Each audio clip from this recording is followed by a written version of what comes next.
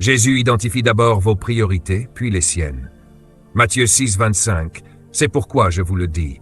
Ne vous inquiétez pas pour votre vie, ce que vous mangerez, ce que vous boirez, ni pour votre corps, de quoi vous serez vêtus.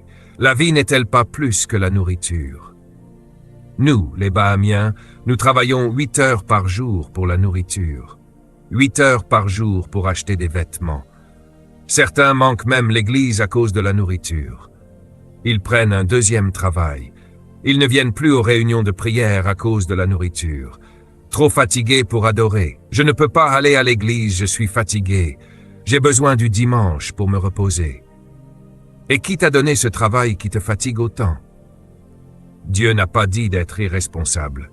Il a dit, ne laisse pas ces choses devenir tes priorités. La vie est plus que la nourriture, les vêtements, la maison. Nous aimons être élégants et c'est bien. Mais une fois que la révélation du royaume te touche, tu ne dépenseras jamais plus pour toi que pour Dieu. Certains achètent une robe à 200 $ sans réfléchir, mais donnent 20 $ à l'offrande.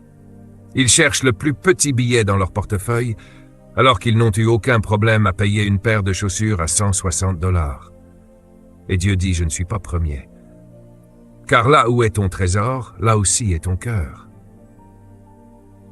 Jésus dit, cherchez d'abord le royaume de Dieu et sa justice, et toutes ces choses vous seront ajoutées.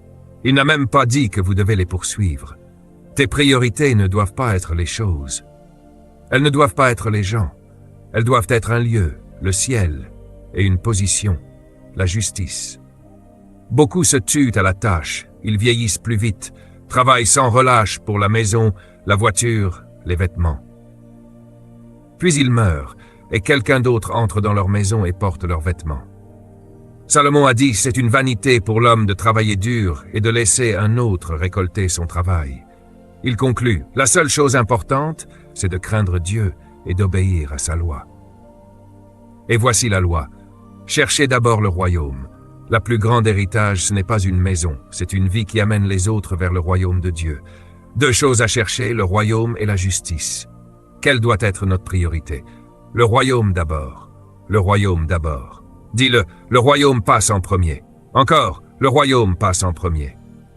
Frappe gentiment ton voisin sur l'épaule et dis-lui, le royaume passe en premier. Quelle est la première chose dans ta vie? Le royaume.